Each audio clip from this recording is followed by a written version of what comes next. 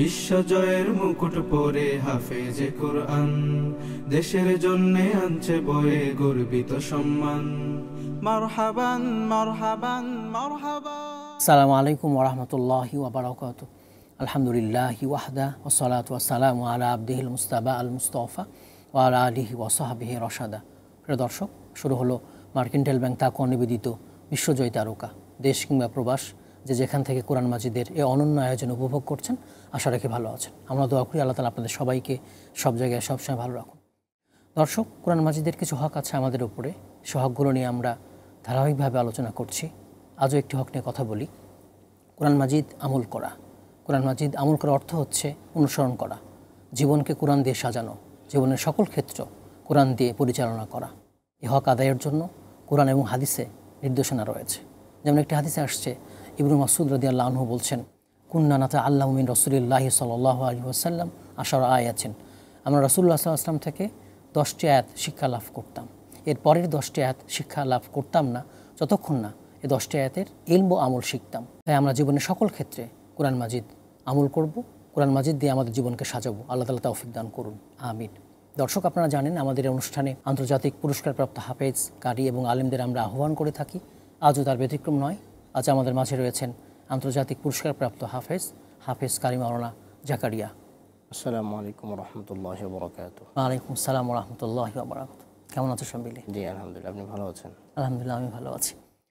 দর্শক, আরও রয়েছেন আন্তর্জাতিক পুরস্কারপ্রাপ্ত হাফেজ কারি মাওলানা তানভীর আহমদ। আসসালামু আলাইকুম ওয়া রাহমাতুল্লাহি ওয়া বারাকাতুহু। ওয়া আলাইকুম আসসালাম ওয়া রাহমাতুল্লাহি ওয়া বারাকাতুহু। কেমন আছেন সবাই? আলহামদুলিল্লাহ, আপনি ভালো আছেন? আলহামদুলিল্লাহ, আমি ভালো আছি।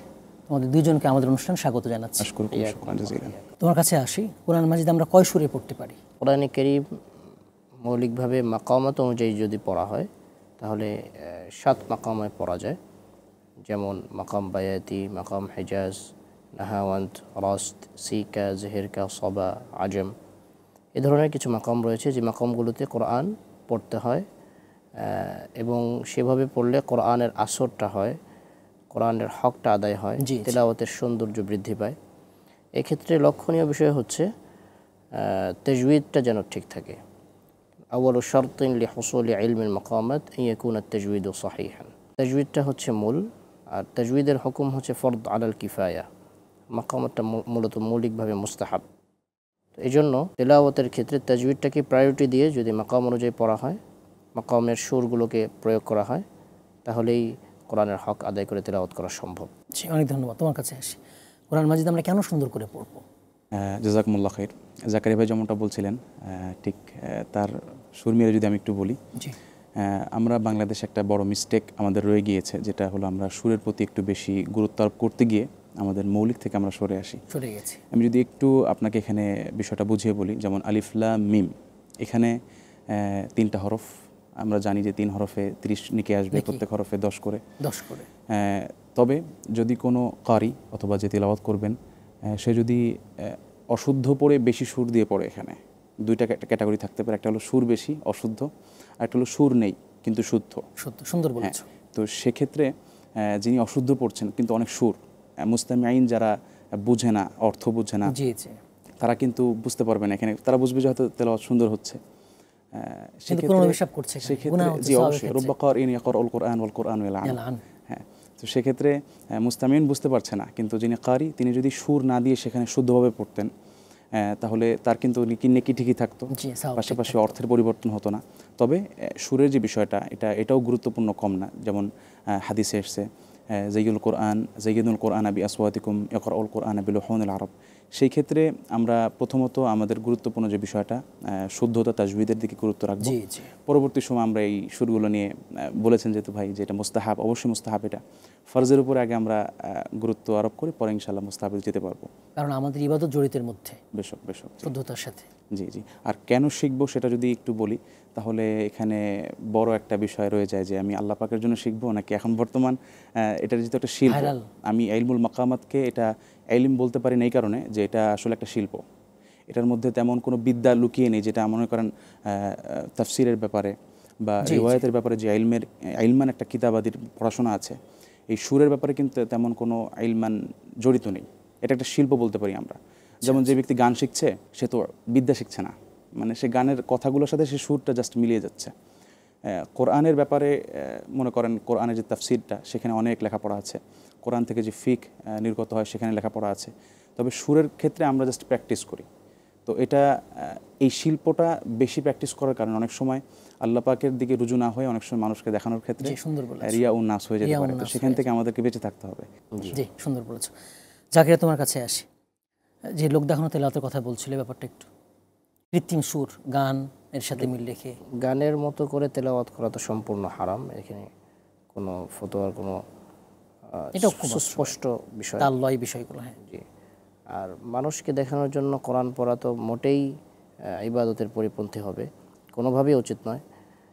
সেই ক্ষেত্রে অবশ্যই ইখলাসের সাথে কোরআনকে পড়তে হবে এবং সবগুলো ইবাদতই কোরআন তেলাওয়াত সহ কোরআন বিশুদ্ধ উচ্চারণে পড়া এটা কিন্তু ফরজ অবশ্যই।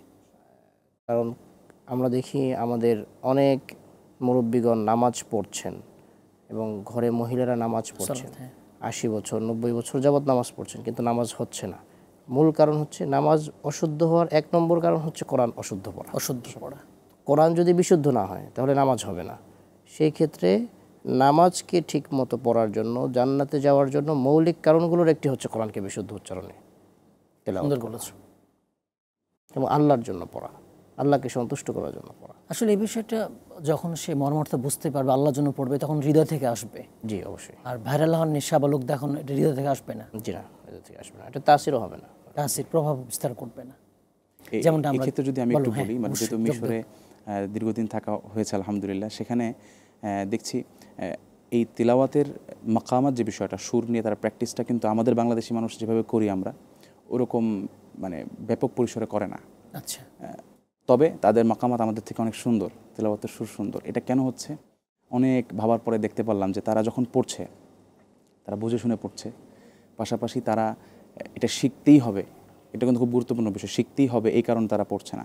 তারা যেটা পড়ছে, মানে আমরা তো যখন একটা তেলাওয়াত করব, বিশেষ করে আমাদের বাংলাদেশি ভাইয়েরা, তারা ঠিক করে যায় যে এই আয়াতে আমরা ওই সুরটা দিয়ে পড়বো স্টেজে উঠলে। তারা কিন্তু এটা করে না, তারা এই পুরো সুরটাই জানে বা তেলাওয়াত কীভাবে করতে হয় সেটা ভালো করে জানে। স্টেজে ওঠার পরে আল্লাহ পাক তাদের মুখ থেকে যেভাবে বের করছেন সেভাবে হচ্ছে। তো আমরা এটাকে সিলেক্ট করার কারণে বা অতিরিক্ত প্র্যাকটিস, এটা কিন্তু অতিরিক্ত প্র্যাকটিসের জিনিস আমি বলবো না, যদি শুদ্ধতার ক্ষেত্রে সে কমতি রাখে, শুদ্ধতাটা বেশি করতে হবে, তারপরে এটা মাকামাতটা চলে আসে ইনশাআল্লাহ। তোমাদের সাথে কথা বলে ভালো লাগছে, আরও কথা বলবো, ছোট্ট বিরতি নেব। দর্শক, আপনারা দেখছেন মার্কেন্টাইল ব্যাংক তাকওয়া নিবেদিত বিশ্বজয়ী তারকা। আজ আমাদের মাঝে রয়েছেন আন্তর্জাতিক পুরস্কারপ্রাপ্ত হাফেজ কারি মাওলানা জাকারিয়া এবং তানভীর আহমদ। সময় হলো ছোট্ট বিরতি, একটু পরে ফিরবো। আমাদের সঙ্গে থাকবেন ইনশাআল্লাহ। বিশ্বজয়ের মুকুট পরে হাফেজে কোরআন, দেশের জন্যে আনছে বয়ে গর্বিত সম্মান। আসসালামু আলাইকুম ওয়া রাহমাতুল্লাহি ওয়া বারাকাতুহু। বিরতির পর আবারও সবাইকে আমন্ত্রণ। দর্শক, আপনারা দেখছেন মার্কেন্টাইল ব্যাংক তাকওয়া নিবেদিত বিশ্বজয়ী তারকা। আজ আমাদের মাঝে রয়েছেন আন্তর্জাতিক পুরস্কারপ্রাপ্ত হাফেজ কারি মাওলানা জাকারিয়া এবং তানভীর আহমদ। জাকিরা, তোমার কাছে আসি। জি, আমাদের বাংলাদেশে কোরআন মাজিদের সুর শেখার জন্য আলাদা কোনো প্রতিষ্ঠান আছে কিনা? জি রয়েছে অবশ্যই। সুর শেখার ক্ষেত্রে আমরা যেটা করেছি সেটা হচ্ছে আমার ওস্তাদ আলহাজ হাফেজ কারি নাজমুল হাসান হাফিজাহুল্লাহ, ওস্তাদের কাছে যখন আমি পড়েছি তখন হিফজের পাশাপাশি মাকামাতটাও শিখেছি। এরকম আরও অনেক প্রতিষ্ঠান রয়েছে, যেমন শেখ আহমদ বিন ইউসুফ আল আজহারি হাফিজাহুল্লাহ, ওনার রয়েছে। ওটা কি হিফজের পাশাপাশি না টোটালি আলাদা? ওটা টোটালি একটা আলাদা ইনস্টিটিউট, আলাদা ইনস্টিটিউট। জি, এমন আর কি, আরও রয়েছে অনেক। তোমার ক্ষেত্রে কি হয়েছে? তুমি কোথায় শিখেছো? ওখানে শিখেছো না? আমি কারি নাজমুল হাসান সাহেব হুজুরের কাছে শিখেছি, তাহফিজুল কোরআন ওয়াস সুন্নাহ মাদ্রাসায়। দেশের বাইরে? দেশের বাইরে পড়িনি আমি। প্রতিযোগিতা অংশ নিয়েছো? জি, কম্পিটিশন। বা বাইরে না পড়লেই তো এখন তো মানে সিডি বা ইয়ার যুগ, অনলাইনের যুগ। না, আমি দেশের বাইরে যখন গিয়েছি কম্পিটিশনগুলোতে, ওই সময় বিশ্ববিখ্যাত কারে যেমন আহমদ ইসাল মাসরাউই, এরপর শেখ ডক্টর আইমান সোয়াইদ, ফজাইলাতুদ ডক্টর সুফি আব্দুর রশিদ, জি ওনারা বিচারক ছিলেন। আমাদের কাছ থেকে অনেক কিছু শিখেছি, আমাদেরকে তেলাওয়াত শুনিয়েছি, আমাদের কাছ থেকে অনেক কিছু জেনেছি। মৌলিকভাবে আমি মাকামাত সম্পর্কে কিছুই জানতাম না। এটা কিন্তু জ্ঞান অর্জন করে বিদেশে? জি, আমি কিন্তু কিছুই জানতাম না। আমি যখন প্রথম কাতার গিয়েছিলাম হোসনে সাউথ কম্পিটিশনে 2011 সালে, ছোট অবস্থায়। জি, তার আগে আমি কোনোদিন মাকামাতের নামও শুনিনি, কোনোদিন বুঝিও নি। তো যখন গিয়েছি কম্পিটিশনে, তখন ওখানে আমাদের বাংলাদেশের অনেক হাফেজ রয়েছে, প্রায় 3000 ইমাম বাংলাদেশি কাতারে রয়েছে, চাকরি করেন। জি, যারা খুব সম্মানের সহিত ইজ্জতের সহিত আছেন, আল্লাহ তাদেরকে নেক হায়াত দান করুন। আমিন আমিন। তারা ওরা সবাই সরকারিভাবে আছেন? জি, সরকারিভাবে আছেন এবং প্রাইভেটভাবে আছেন, ভালোভাবে আছেন। ওনারা আমাকে বললেন যে এখানে হোসনে সৌত কম্পিটিশন হবে, পৃথিবীর বিখ্যাত বিচারকগণ রয়েছে, তুমি কি মাকামাত সম্পর্কে জানো? আমি বললাম না, আমি তো এরকম কখনো শুনিনি। বলে তুমি যদি কম্পিটিশন করতে চাও, কেরাত কম্পিটিশন হোক অথবা তাদবীর হোক অথবা হোসনে সৌত হোক, হিফস হোক, যাই হোক না কেন, সেই ক্ষেত্রে তোমাকে অবশ্যই মাকামাত শিখতে হবে। এরপর থেকে আমি মাকামাতের প্র্যাকটিস শুরু করি বা শিখতে শুরু করি। তোমার ব্যাপারে জানি একটু। প্রথমত শেখ মাহমুদ শাহাত আনোয়ার মিশরের, তার তেলাওয়াত শুনি। দ্বিতীয়ত আমি ওস্তাদ নাজমুল হাসান শাহ হুজুরের কাছেই পড়েছি।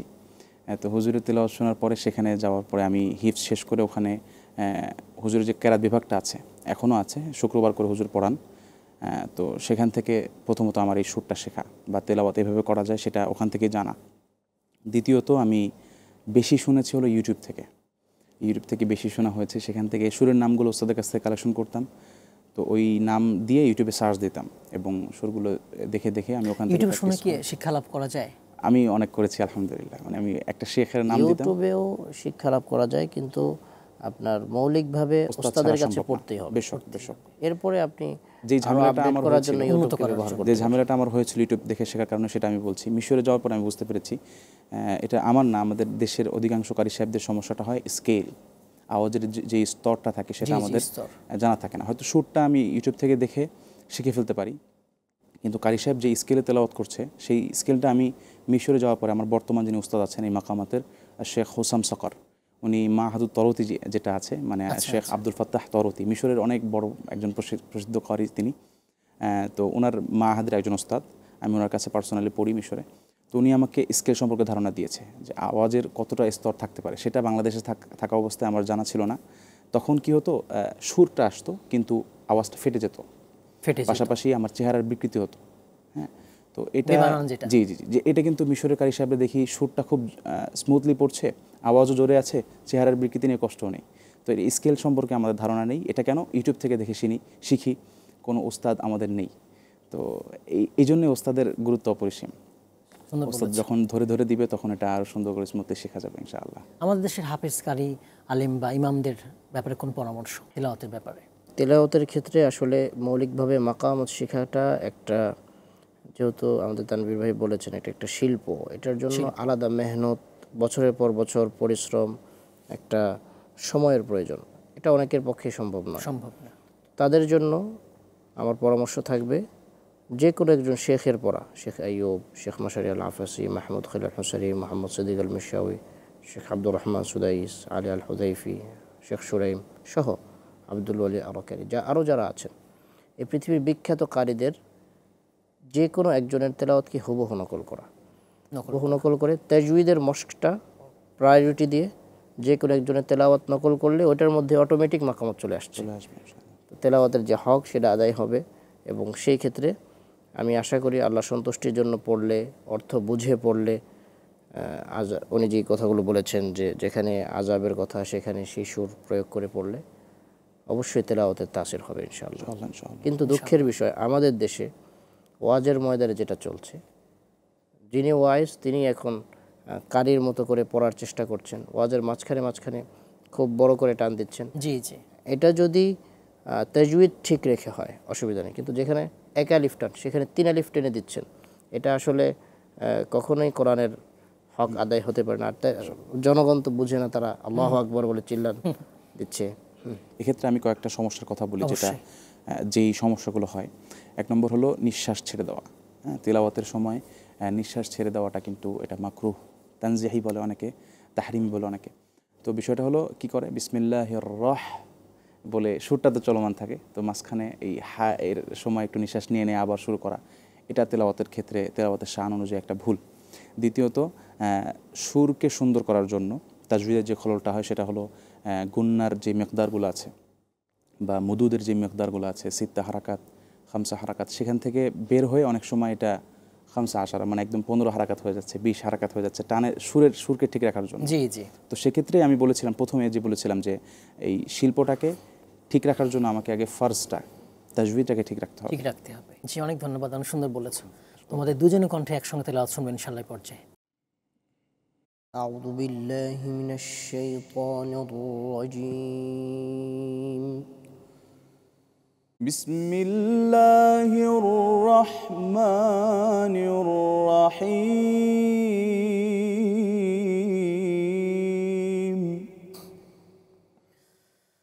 ما كان على النبي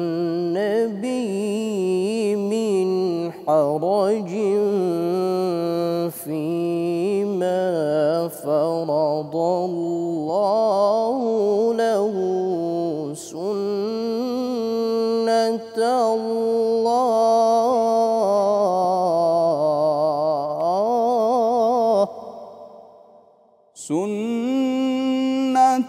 الله في الذين خلوا من قبل، وكان أمر الله قدرا مقدورا. الذين يبلغون رسالات الله ويخشونه ولا يخشون أحدا إلا الله.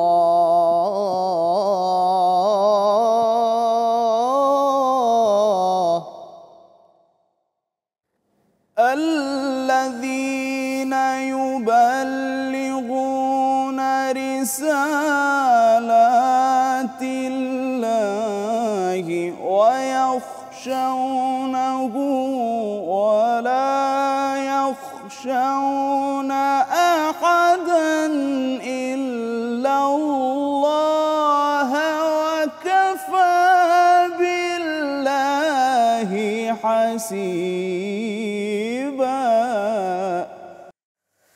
ما كان محمد أبا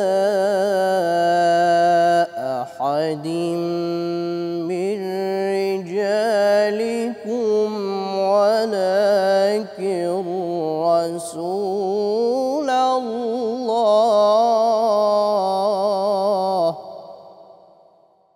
ولكن رسول الله وخاتم النبيين، وكان الله بكل شيء عليما.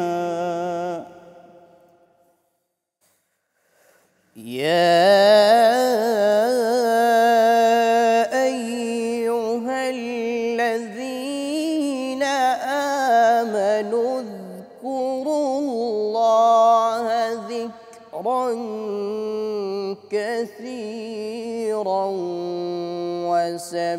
وسبحوه بكرة وأصيلا. ما كان محمد أبا أحد من رجالكم ولكن رسول الله وخاتم النبيين، وكان الله بكل شيء عليما.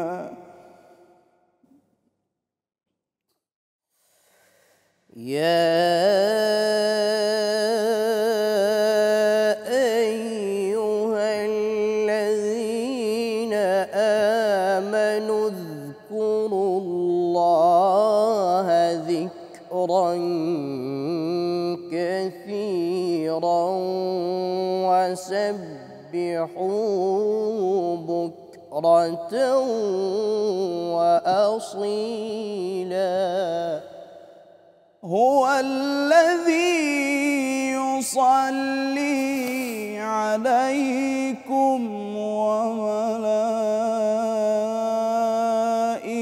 تحيته ليخرجكم من الظلمات إلى النور وكان بالمؤمنين رحيما. تحيتهم يوم يلقونه سلام وأعد لهم أجرا كريما. يا أيها النبي إنا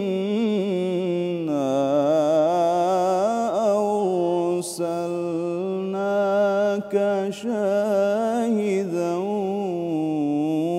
ومبشرا ونذيرا وداعيا إلى الله بإذنه وسراجا منيرا. অসাধারণ, অনেক সুন্দর তেলাওয়াত দুইজনের, দুইজনের কণ্ঠে আল্লাহ তাআলা বারাকা দান করুন। তোমাদের অনেক ধন্যবাদ আমাদের মূল্যবান সময় দেওয়ার জন্য। বারাকাল্লাহু ফিক। দর্শক, আপনারা এতক্ষণ দেখছিলেন মার্কেন্টাইল ব্যাংক তাকওয়া নিবেদিত বিশ্বজয়ী তারকা। আজ আমাদের মাঝে উপস্থিত ছিলেন আন্তর্জাতিক পুরস্কারপ্রাপ্ত হাফেজ কারি মাওলানা জাকারি এবং তানভীর আহমদ। আসুন আমরা জীবনের সকল ক্ষেত্রে কোরআন মাজিদকে মেনে নিই, কোরআন মাজিদ অনুযায়ী আমাদের জীবনকে সাজাই। আল্লাহ তাআলা তৌফিক দান করুন। আরেকটি বিষয়, মার্কেন্টাইল ব্যাংক তাকওয়া সারা দেশব্যাপী ইসলাম ব্যাংকিং সেবা দিচ্ছে। আপনারা দেশের যে কোনো শাখা থেকে সে সেবা গ্রহণ করতে পারেন। আগামী পর্বে আরেকজন বিশ্বজয়ী হাফেজ কারি কিংবা আলিমকে নিয়ে উপস্থিত হব। সে পর্যন্ত আল্লাহ তাআলা আমাদের সবাইকে ভালো রাখুন, সুস্থ রাখুন, সুন্দর রাখুন। আমিন। আসসালামু আলাইকুম ওয়া রাহমাতুল্লাহি ওয়া বারাকাতুহু। পরে হাফেজে কোরআন দেশের জন্য আনছে বয়ে গর্বিত সম্মান। বিশ্বজয়ের মুকুট পরে হাফেজে কোরআন দেশের জন্য আনছে বয়ে গর্বিত সম্মান। মারহাবান মারহাবান মারহাবান।